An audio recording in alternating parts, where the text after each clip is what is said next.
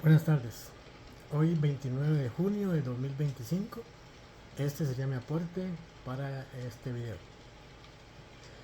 1. Sujeto activo y tipos de administración tributaria. Dice así. Sujeto activo. En términos sencillos, el sujeto activo es quien tiene el derecho y la potestad de exigir el pago de un tributo. Es el acreedor de la obligación tributaria. Generalmente es el Estado o alguna de sus divisiones territoriales que tiene la capacidad legal para crear y cobrar impuestos. Es la entidad que establece las reglas del juego fiscal y recauda los fondos necesarios para los servicios públicos. Tipos de administración tributaria. La administración tributaria es el brazo operativo del sujeto activo, la entidad encargada de gestionar, fiscalizar y recaudar los impuestos. Dependiendo del nivel de gobierno que recauda, podemos identificar los siguientes tipos principales. Administración tributaria central o nacional. Es la más común y la que gestiona los impuestos a nivel de todo el país, en Costa Rica. El ejemplo principal es la Dirección General de Tributación, DGT, sus siglas, que forma parte del Ministerio de Hacienda. Se encarga de impuestos como el impuesto sobre la renta, impuesto al valor agregado, IVA, impuesto de importación, etc. Administración tributaria local o municipal. Son las administraciones que gestionan los impuestos a nivel de los municipios o gobiernos locales. En Costa Rica, cada municipalidad es la encargada de recaudar impuestos y tasas locales. Ejemplos: incluyen el impuesto de bienes inmuebles, patentes comerciales, tasas por recolección de basura, etc. Administraciones tributarias regionales o provinciales. No aplica comúnmente en Costa Rica como un nivel separado de impuesto, pero sí en otros países con estructuras federales o provinciales más marcadas. Aquí, impuestos específicos son recaudados por entes intermedios entre lo nacional y lo local. Sujeto pasivo, contribuyentes y responsables. Sujeto pasivo es la persona física o jurídica que está obligada a pagar el tributo. Es el deudor de la obligación tributaria, es quien por ley debe cumplir con la prestación económica a favor del sujeto activo. Dentro del concepto de sujeto pasivo es fundamental distinguir entre contribuyentes. Son las personas que realizan el hecho generador del impuesto, es decir, son quienes por su actividad o por la posesión de un bien encajan en la descripción legal que da un origen a la obligación tributaria. Son los directos afectados por el impuesto. Ejemplo: una persona que obtiene ingresos por su trabajo es contribuyente del impuesto sobre la renta. Una empresa que vende bienes o servicios es contribuyente del IVA. El dueño de una propiedad es contribuyente del impuesto de bienes inmuebles. Responsables, sustitutos o por cuenta ajena. Son personas que, sin haber realizado directamente el hecho generador, la ley los obliga a pagar el impuesto o retenerlo y enterarlo al físico. Su obligación deriva de una relación particular con el contribuyente o con el hecho imposible. No soportan la carga económica del impuesto, solo la transfieren o la recaudan por el Estado. Ejemplo: responsable por retención. Una empresa que paga salarios a sus empleados es responsable de retener un porcentaje del impuesto sobre la renta de esos salarios y enterarlo a la DGT. La empresa que no es la que genera la renta lo hace el empleado, pero la ley la obliga a ser un intermediario en el cobro. Ejemplo: responsable por sucesión. Los herederos pueden ser responsables del pago de los impuestos que dejó pendiente el causante. Aspecto material del hecho generador. El aspecto material, también conocido como el que el hecho generador describe la acción, situación o actividad económica que al ocurrir hacer nacer la obligación tributaria. Es la hipótesis legal que al concretarse en la realidad de origen al deber de pagar el impuesto. En palabras simples, es la descripción de lo que tienes que hacer o ser para que el impuesto se te aplique.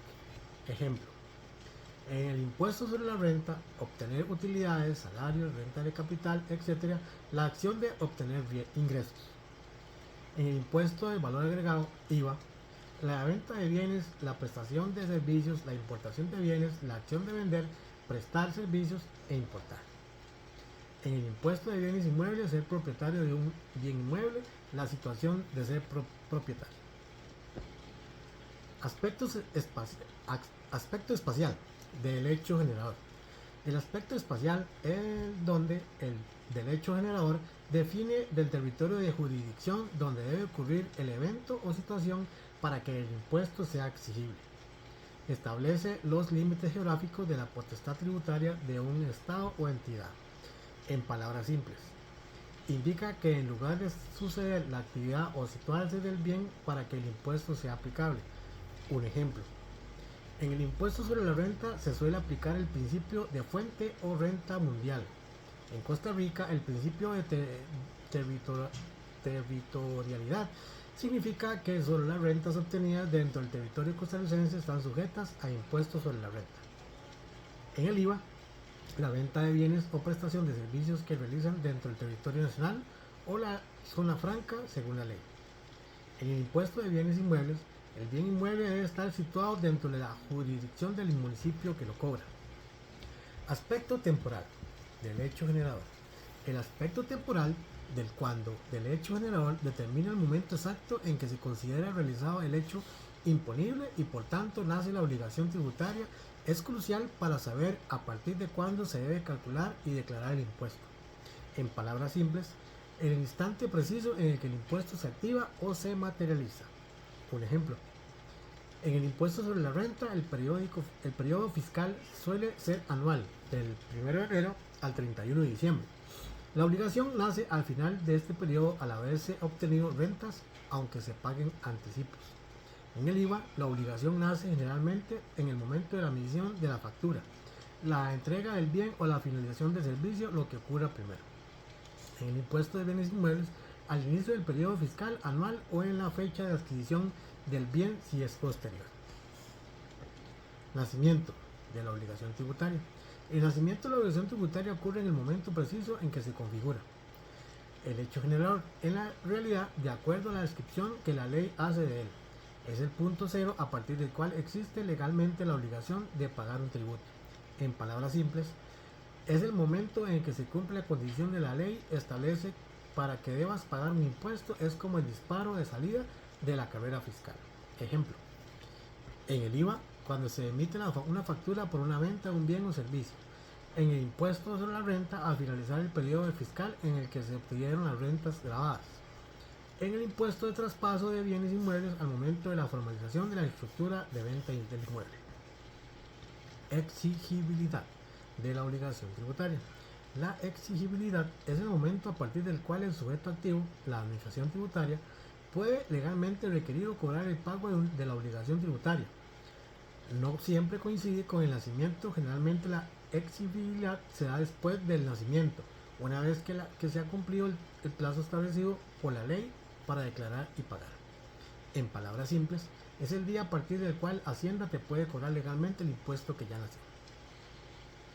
Ejemplo: el impuesto sobre la renta nace al finalizar el periodo fiscal, 31 de diciembre, pero la exigibilidad no se da sino hasta la fecha límite para la presentación y pago de la acreditación anual, generalmente el 15 de marzo del año siguiente en Costa Rica. El IVA nace con la emisión de la factura, pero es exigible al final del mes en que se realizaron las operaciones y debe declararse y pagarse en los primeros 15 días del mes siguiente. Aspecto cuantitativo del hecho generador.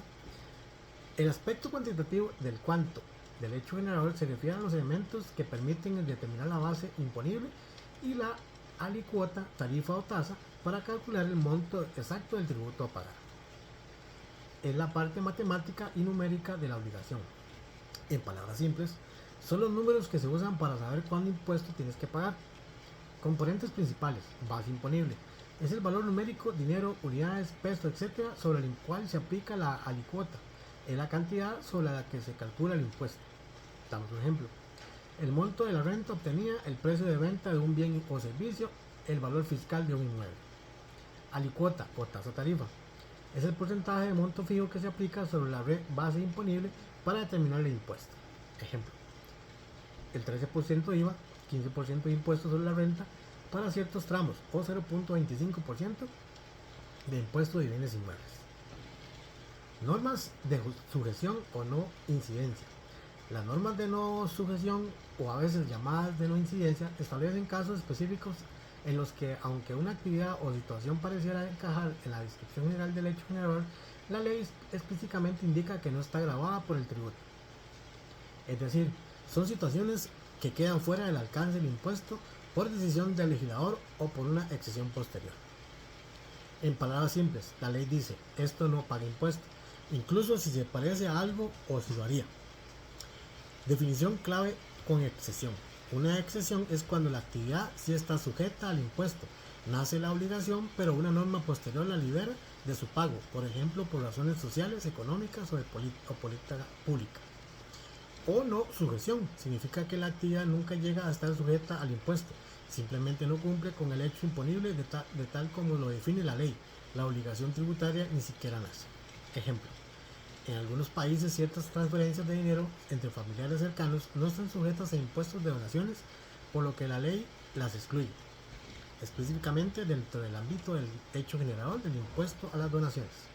En Costa Rica, por ejemplo, las rentas de capital mobiliario provenientes de ciertos instrumentos financieros locales no están sujetas a renta hasta la reforma de la Ley de Fortalecimiento de las Finanzas Públicas.